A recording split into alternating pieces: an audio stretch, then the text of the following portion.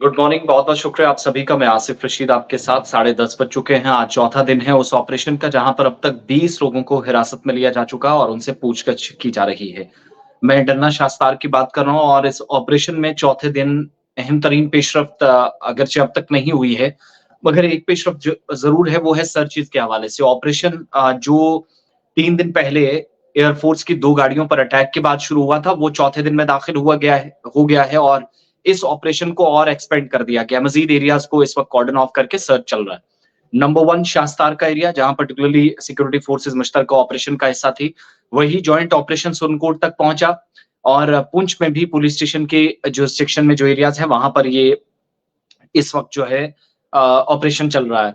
कुल मिलाकर आप देखेंगे, आज छठा दिन है जहाँ पर ऑलरेडी 2 संदिग्ध या 2 मुश्तबे अफ़राद देखे गए थे पुंछ बाज़ार में, ख़ास तौर से जो खालसा चौक वाला एरिया है, जहाँ बीजेपी का दफ़्तर भी है, कुछ अहम तरीन इंफ्रास्ट्रक्चर दाएँ-बाएँ हैं, उस एरिया के अंदर। तो वहाँ पर तो ऑपरेशन चल ही रहा था, लेकिन उसी दौरान ये खबर आई थी कि शास्तार के इलाके में तकरीबन 5 से 7 बजे के दरमियान हमला होता है, जिसमें एक जवान की जान चली गई, जिसने बाद में ज़ख्मों की ताब ना लाते हुए दम तोड़ बैठा। ओवरऑल जो सिचुएशन थी वो ये थी कि 5 लोग ज़ख्मी हुए थे, वो आपके सामने खबर हमने रखी है, बार-बार इन को दोहराने का शायद मुझे लगता है ज़रूरत नहीं है।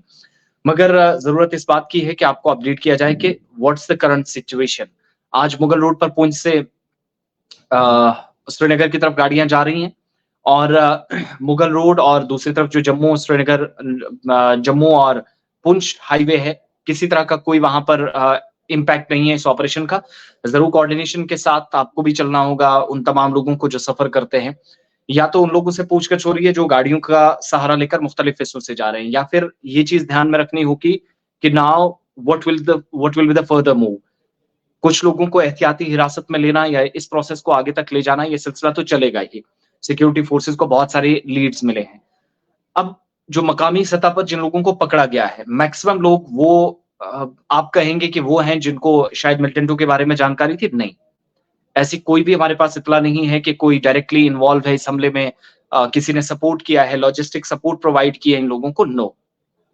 There was no such thing, but the main issue is कि जिन लोगों को पकड़ा गया है, मैक्सिमम लोगों के एरिया के अंदर उस वक़्त मोबाइल फ़ोन एक्टिव थे, नंबर एक्टिव थे, या कोई मोबाइल फ़ोन पे बात कर रहा था, उस वक़्त एग्ज़ैक्टली जब ये हमला हुआ है।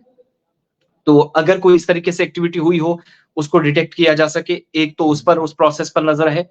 दूसरी बात ये है कि यूनियन टेरिटरी के अंदर ये वो खित्ता है जहाँ पर 2021 के बाद 30 महीनों के दौरान 25 जवानों की करीब मौत हुई है, जबकि 30 के आस-पास ज़ख्मी हुए। ओवरऑल इन ऑपरेशंस में किसी को मामूली चोट आई, कुछ भी आई, जिसमें कंडी है, बीजी का आपके सामने जो कुछ हुआ, वो आपके सामने है। शाहदरावाला है, जहाँ पर एक फौजी जवान के भाई को 22 तारीख को मार दिया गया। अप्रैल का आपके सामने है। 20 अप्रैल को हमला पिछले साल हुआ, फिर 5 मई को हुआ, इस बार जो हुआ 3 दिन पहले। तो ये सारी सूरत-ए-हाल इस खित्ते के अंदर है और उस वक़्त जब चुनावी सरगर्मियाँ हैं। नाउ जब हम एक्सपर्ट्स की राय को जानते हैं, देखते हैं, एक्सपर्ट सेज़ कि ये पूरे इलेक्शन प्रोसेस को डिरेल करने की कोशिश है, जो इंटर सर्विसेज़ जो पाकिस्तान की इंटेलिजेंस है, जिसको आप आईएसआई कहते हैं, उसकी कोशिश है बाकी हुकूमती इदारों के साथ मिलकर। बट इस वक़्त इत्तला जो हमारे पास पहुँचती है वो ऑपरेशन के मुतल्लिक आती है। 20 लोगों को हिरासत में लिया गया है।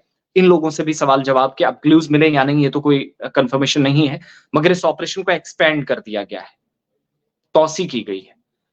अब मज़ीद डिटेल्स वक़्त गुज़रने के साथ-साथ आती रहेंगी, वो आपके सामने रखेंगे। फिलहाल डन्ना शास्तार, कलाई, महेंद्र गुरसाई वाली रोड, तोता गली, जड़ावाली गली, सुरनकोट वाला एरिया और कुछ एरियाज़ जो पुंछ डिस्ट्रिक्ट पुलिस के जुरिसडिक्शन में या पुलिस स्टेशन पुंछ के उसमें आते हैं, उन एरियाज़ के अंदर भी इस वक़्त कार्रवाइयाँ चल रही हैं।